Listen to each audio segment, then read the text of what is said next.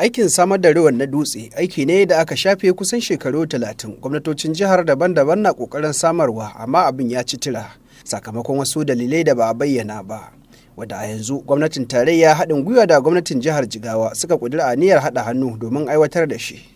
Mukaddashin daraktan sashen samar da ruwan sha a manyan birane na ma'aikatar ruwa ta tarayya injiniya Habu Hassan, wadda ya jagoranci tawagar injiniyoyin daga Abuja a madadin ministan ma'aikatar, ya ce tuni aka sanya aikin cikin kasafin kuɗin wannan shekara ta 2024. Maganan Greater Dutse Water Supply Project. Mun zo da injiniyoyinmu daga ministry, duk da cewa an ba mu labari kan cewa jihar ta riga ta yi aiki akan wannan project din, har an yi takardu, an yi kuɗi, an yi komai game da shi. To amma mu aikinmu za mu zo mu duba abin da suka yi din, sannan kuma mu ma mu zagaya wannan gurare mu gani da idonmu. An ce zuwa da kai yafi sako, mu ga takardun da suka yi din, sannan kuma mu duba abubuwan da ake da shi a nan Dutse, sai mu har hada waɗannan bayanai, sai mu koma Abuja office, mu rubuta report ɗinmu, mu tura shugabanninmu, mu ce ga abin da muka gani, shikenan kawai abin da ya saura kuma sai a fara aiwatar da aiki. Shin koyaushe wannan aiki zai kammala tun da an sanya cikin kasafin kuɗi? Insha Allah za a fara bana, shi yasa ma tun da kaga an sa shi a budget ai ya zama doka, kaga ai ya zama dole ne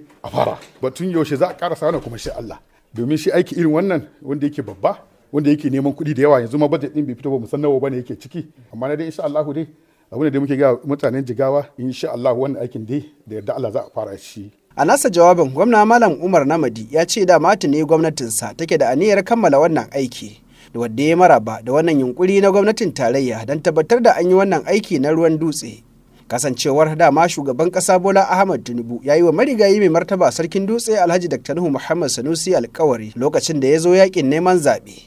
Da yake ƙarin haske kan aikin, shugaban ma'aikatan fadar gwamnatin jihar Jigawa Sanata Mustapha Makama Kiyawa ya ce aikin na ruwan Dutse wato Dutse Greater Water gwamnatoci da dama sun gwada yinsa, amma kuma ba su samu nasara ba, wadda ya fatan kammalawa ƙarƙashin waɗannan gwamnatoci. Lokacin nan ina kwamishina na ƙananan hukumomi a nan jihar ƙarƙashin gwamnatin mai girma Saminu ka fara zancen abin, kuma tun kafin nan ma aka zo abin bai yi ba. Kakanmu ubanmu mai girma gwamna Alhaji Salami da shi ma iya bakin kokarinsa, amma cikin ikon Allah dai abin bai tabbata ba. Muka zo gwamnatin da ta gabata lokacin yayanmu uban gidanmu mai girma Badaru, shi ma ya iya bakin kokarinsa, ya zuba dan ba, amma cikin ikon Allah ba da ya samu warakar abun ba. To muna ganin in Allah ya yarda yadda ka dage akan harkan nan, to ran ka dade a matsayin mutanen masarautar nan da kuma jiha gaba daya muna taya ka addu'a, ubangiji Allah sa a zamanin ka ai wannan aiki. Abin jira a gani dai shine lokacin fara wannan aiki da kuma kammalawa, har ma da irin tasirin da zai yi kan matsalar ruwan da ta bijiro da aikin tsawon shekaru ba tare da an samu